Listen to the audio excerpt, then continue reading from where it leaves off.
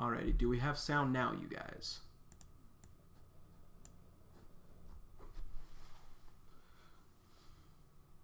Okay, cool. I always take off my mic from my desk when I'm not streaming because it's in the way of my monitor, and I always forget to plug it back in, so that's why that happened. But yeah, so everyone's kind of getting in here right now, so I'll just give a quick recap for last week. So last week we saw Seraphina. We saw Seraphina versus a faker. A fake Joker. As I said, I am coining that. No one gave me credit for Nepsinol because Nepsinol never caught on, but I'm calling them fakers. Spread the word, guys. They're fakers, not jokers. They're fakers. So we saw Seraphina versus a faker. What is up, Michael? Good to see you as always. Anyway, we saw Seraphina versus a faker. Evie kind of got the crap kicked out of her. Like, she was like, Seraphina abandoned me. I'm of no use. But Seraphina like stood her ground. She's like, no, I'm gonna protect my homie. Oh well, happy birthday, Ehes Ofer. I'm sorry, I completely butchered your name. I know I did. Happy birthday, dude. But yeah, Seraphina like started attacking the faker, and then John showed up because he was like, I need to prove to Sarah that I'm not Joker. And then he showed up, and Seraphina wasn't having it. Like, she saw John, and he was like, Seraphina, what's going on? And she was like, John, why are you like this? Like I know you're gonna try and use this to like make me think you're not Joker, but I know you are Joker. Anyway, so John joined in the fight, and they beat the crap out of Faker, and he was on the floor, and so hopefully we'll get to see who he is. Like I said, my speculation for his ability was that it's like rapid punches kind of thing. That kind of thing. But let us get into it. So here we go. Episode 162. Unlock that shit. Yeah, man. Here we go. So. Faker on the floor. And then John just like looking at him, looking back at them. Ha! That was awesome! And he just smiles back at Sarah, and she just like, I can't tell if she's glaring at John or at the faker. UnOrdinary episode 162. And there's little Evie, she's just in the background. She's holding her notes. No way. Did those two really just take down Joker? It's not Joker, Effie. You should know this. You've seen what Joker's eyes look like. Did those two really just take down Joker? Wow. Amazing. You're amazing. You're breathtaking, Evie. So he just, sorry, Mike. John just glances back at Sarah and he's like, hey, we did it. Put her here. High five?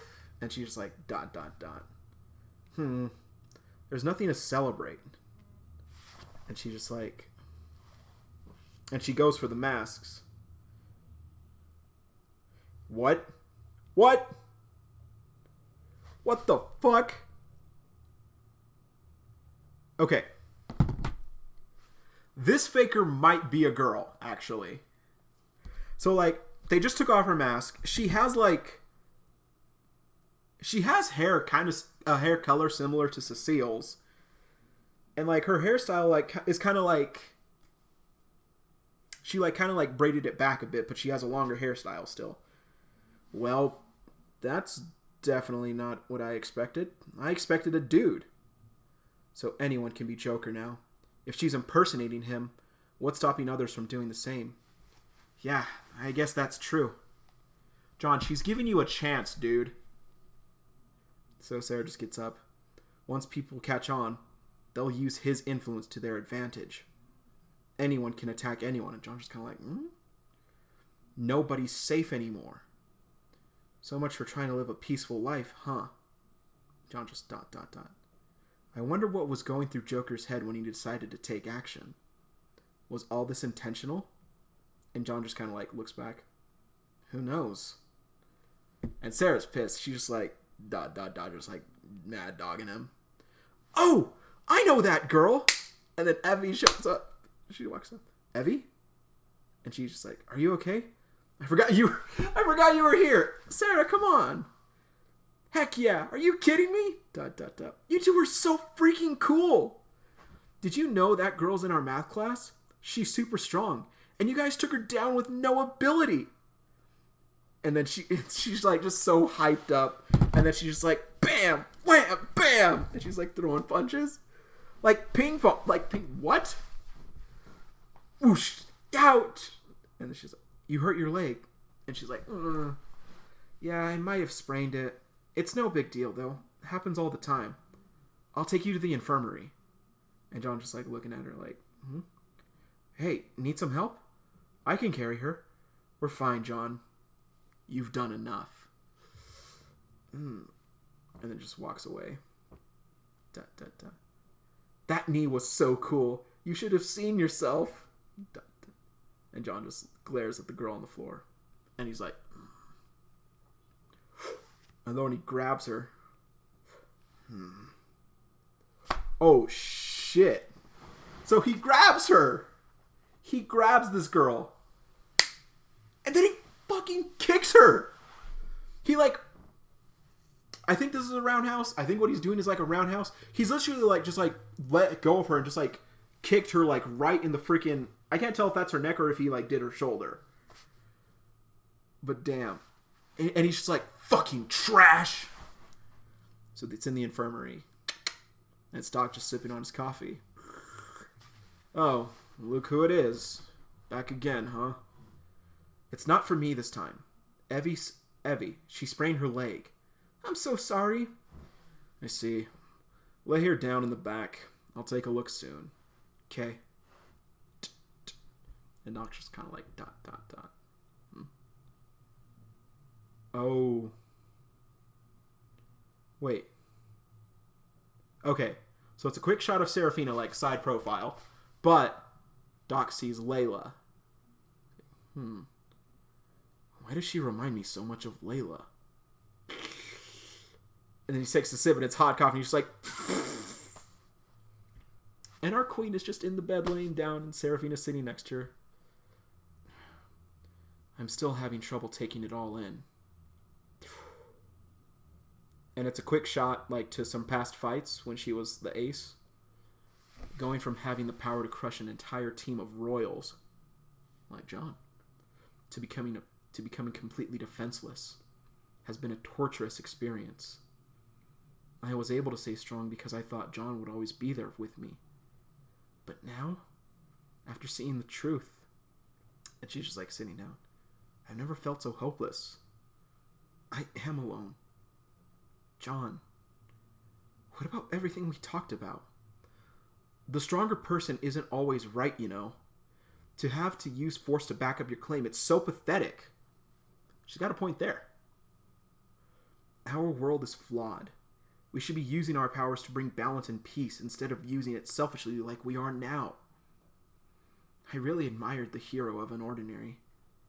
He was the most powerful, yet he still listened to others. And through that, he realized everyone has something valuable to offer. So, it was back when they were having Boba, when they found out that Ecstatic was dead. Back when he gave her the book the first time, and then back at the on the roof when they were first read on UnOrdinary.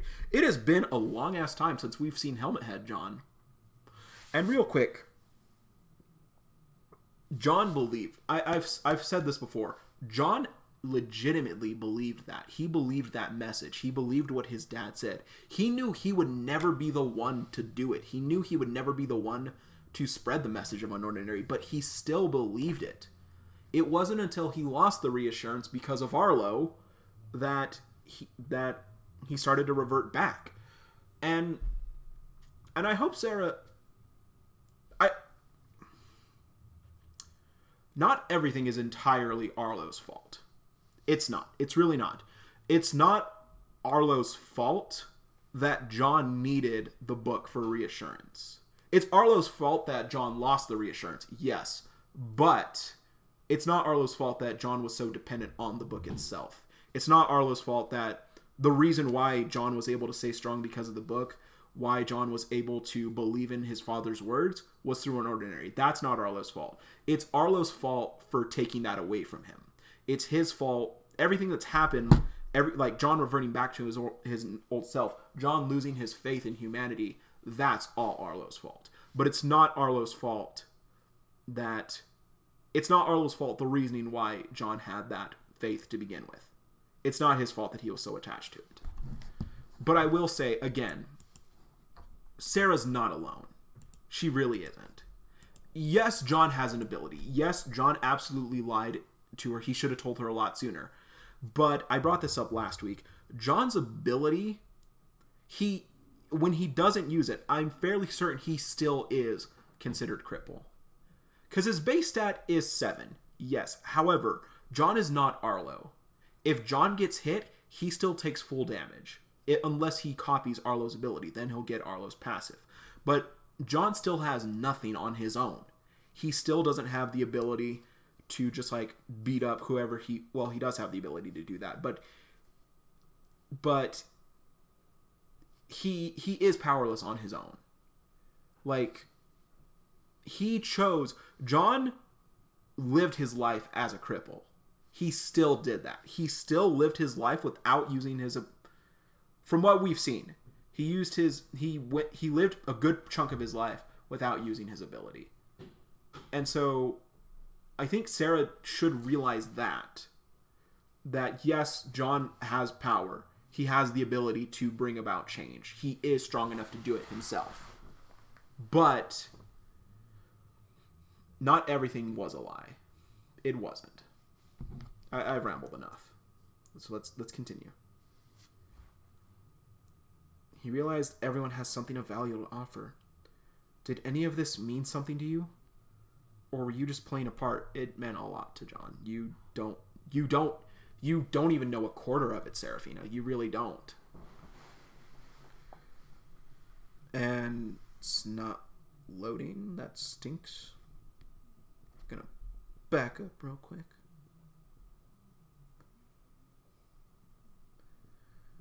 Come on! Why is this chapter not loading?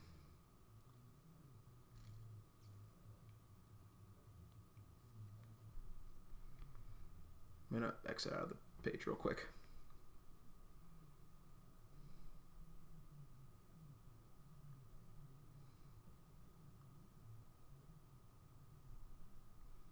And so, okay. Or were you just playing a part? And it's back where they were working on the project together, and he's like, I admired your reckless attitude. And it's back to when she pushed him against the wall in the library. I don't care what other people think about me.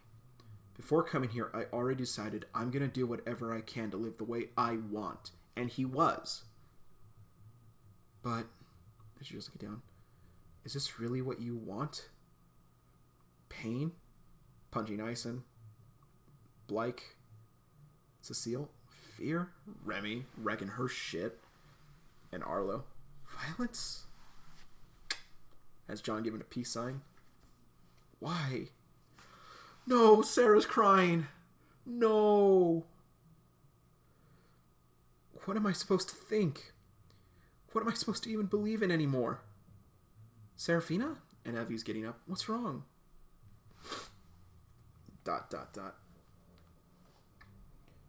It just turns out that someone who I've looked up to for a long time was no different from everyone else. No. That's not true. Not 100% true. But UnOrdinary episode 162 end. It'll be really interesting to see how Evie reacts if Serafina gives her the whole scoop. But the bonus, the girl's name the faker is Kiara. And her ability is Barrage. She's at 2.5. So yeah, she got the speed punches. I called it. But Man, this was a heavy chapter. This is heavy, bro. This is heavy, Doc. But no, it was very good. I liked it a whole lot. Like I said though, not everything about Sarah and John's friendship was a lie, because I think that John still showed her that they can get by. It's going to be hard. It's always going to be hard. But even before he had Sarah, John was still making do. He got his ass handed to him by Sarah, and he was still just like, I don't care. I don't care if you're the ace. Like, you don't scare me. John still had that. He still had the balls to do that. And it's going to be hard, I know. Like, it's going to be hard for her. It has to be hard for her. Like she said, the person, in Sarah's eyes, the person she looked up to the most, or one of the people she looked up to the most, turned out to be no different than everyone else. But I still disagree. I disagree with that statement. I know a lot of Adrians, Sebastian. But there's still some truth to what John told her. There's still some truth into what he taught her. So yeah. Good chapter. It was a good talking chapter. And I think that will be it for this stream. Next week, there will be no stream, no upload or anything, because I'm going to be back home again as of tomorrow. So look forward to a return on the first of the new year, because if Uru still uploads next week and on New Year's Day, should be 2 chapters, I think, for Fastpass. But yeah, she may take a break. It's just that I'm going off of what the Fastpass uploads say, because they say that they'll be updated and uploaded for the public on Christmas and New Year's Day. And actually, wow, Christmas and New Year's are a week apart this year. Are they always? Am I an idiot? Probably. But that will be it for this stream. I hope you guys had a good time, and I hope you enjoyed my reaction. And I will see you guys in a few weeks for more UnOrdinary. So, peace out.